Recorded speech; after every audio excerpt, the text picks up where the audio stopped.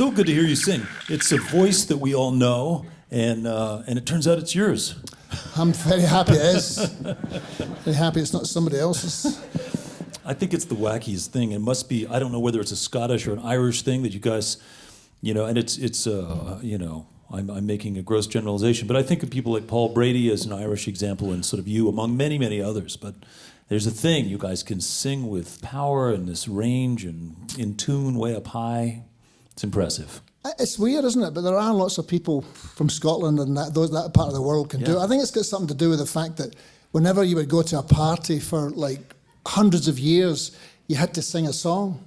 Otherwise, you didn't get into the party. Right. Yeah. No, People wouldn't let you in, And you e- had to really make sure, you had to hope that nobody did your song. Right. Because if somebody did your song, you had to leave the party. Yeah. Or come prepared with more songs, which causes this That's career right. to Most, develop. Most people only just have the one. Yeah, they have the one. Or they have a joke.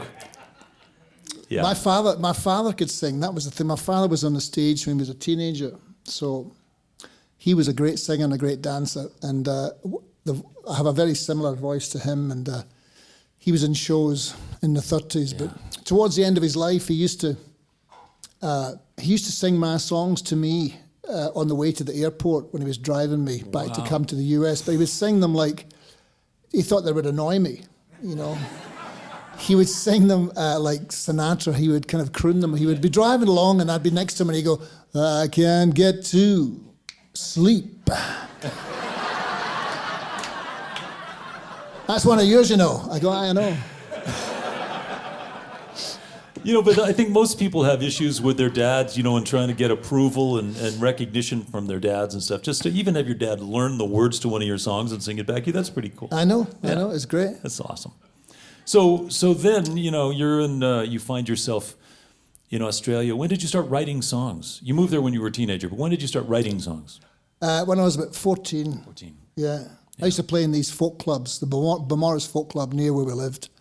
And it was always, I played covers, I wasn't a really good folk singer. They used to have lots of people that could play great fingerstyle, and I would play, James Taylor and the Beatles and Cat Stevens, and I've heard of them. Heard of them.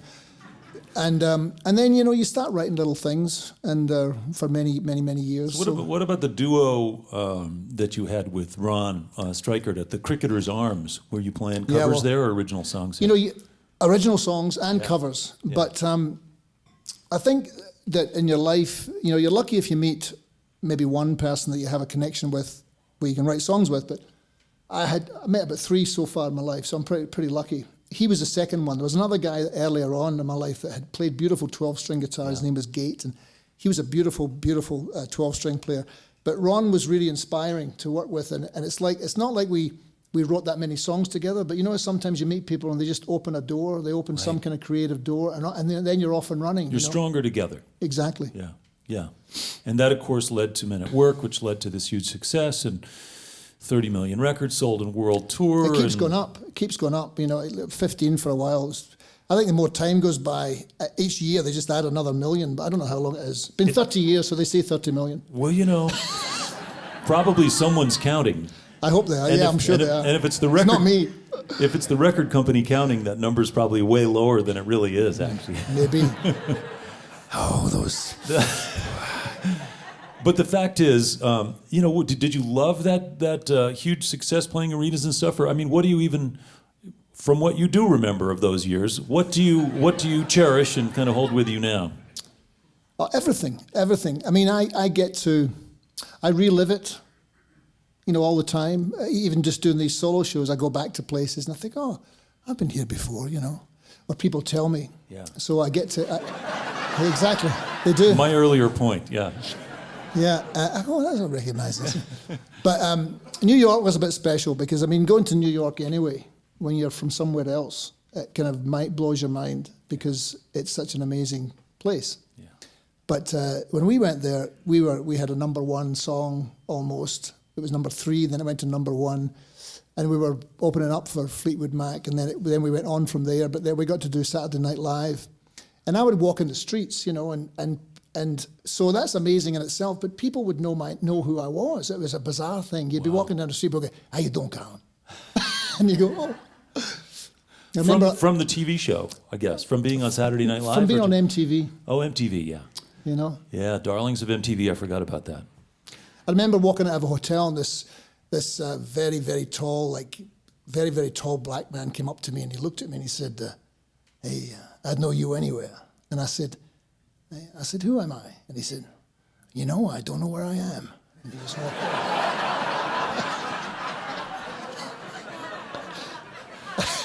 Oh, the setup.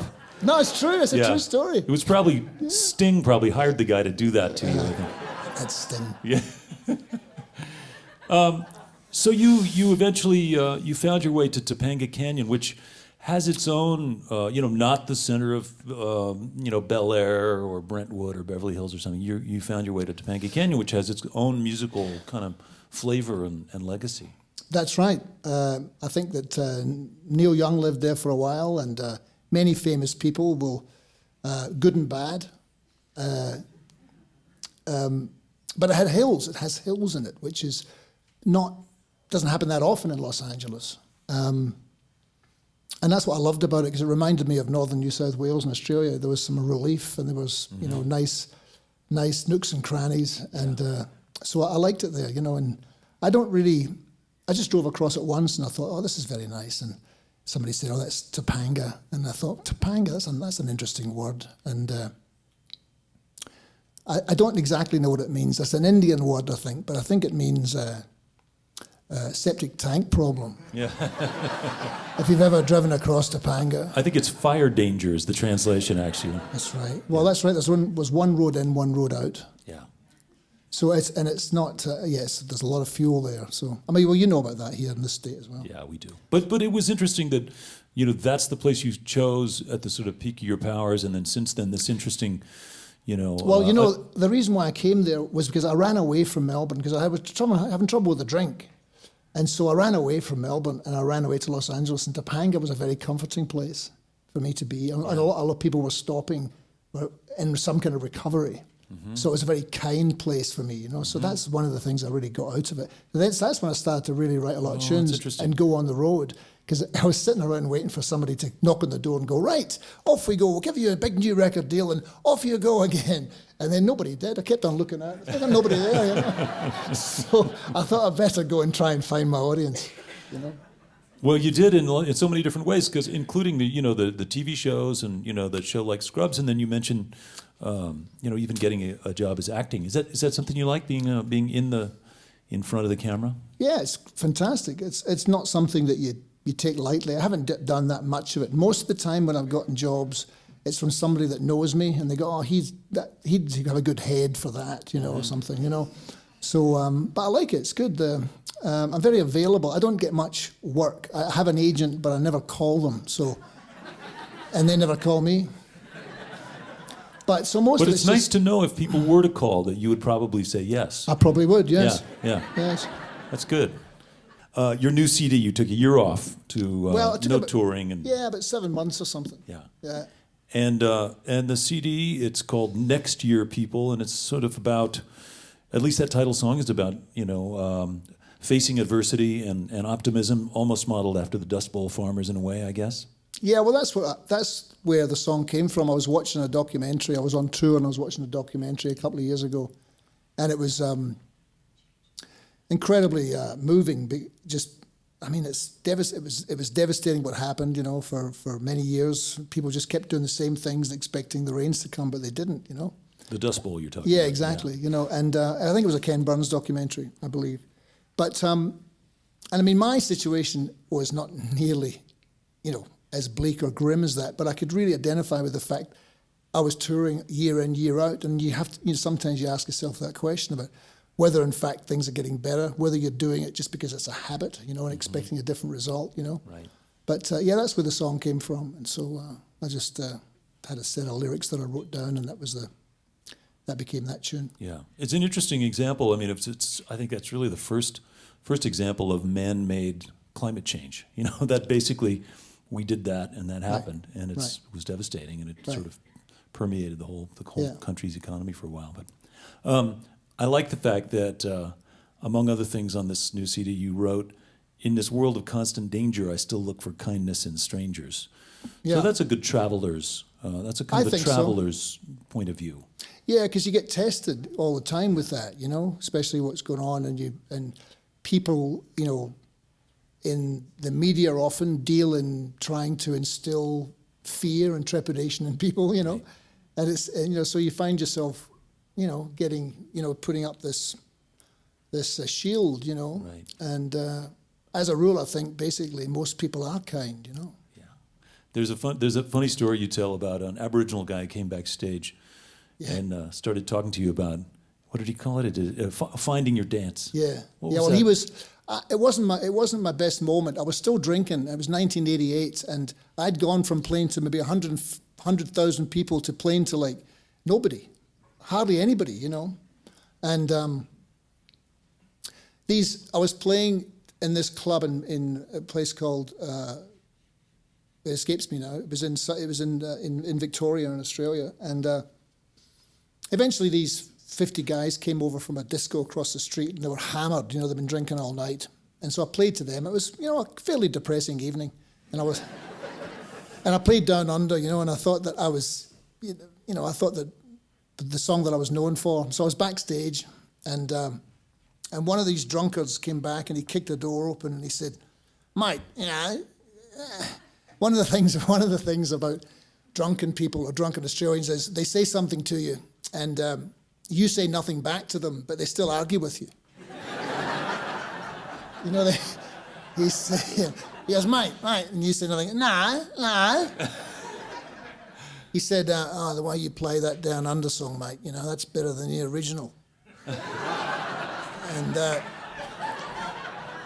then an Aboriginal man came into the room, and he looked at me and he said, "Where's your dance, mate?" And I said, "What?" He says, "Where's your dance?" And I said, he said, "You've lost your dance, mate. You've got to find your dance." And then he walked out. And I kind of knew what he meant. I wasn't operating with a full dollar. Well, that's kind of what this latest CD is about too, which is just sort of finding yourself, being present, being observant. You know. Yeah, just doing the work and, you know, enjoying yourself as much as you can. Yeah. Well, congratulations. Like I said before, you know, there are very few people who have tasted the kind of success that you experienced, you know, well-deserved, and managed to transition out of that into a music career that can be sustained for decades. Yeah. Most people don't get that second shot. Yeah, you know? Most people don't get the first shot. Yeah, that's true. Fewer of them get the first one. Well, let's get back to music. Welcome back, Colin Hay.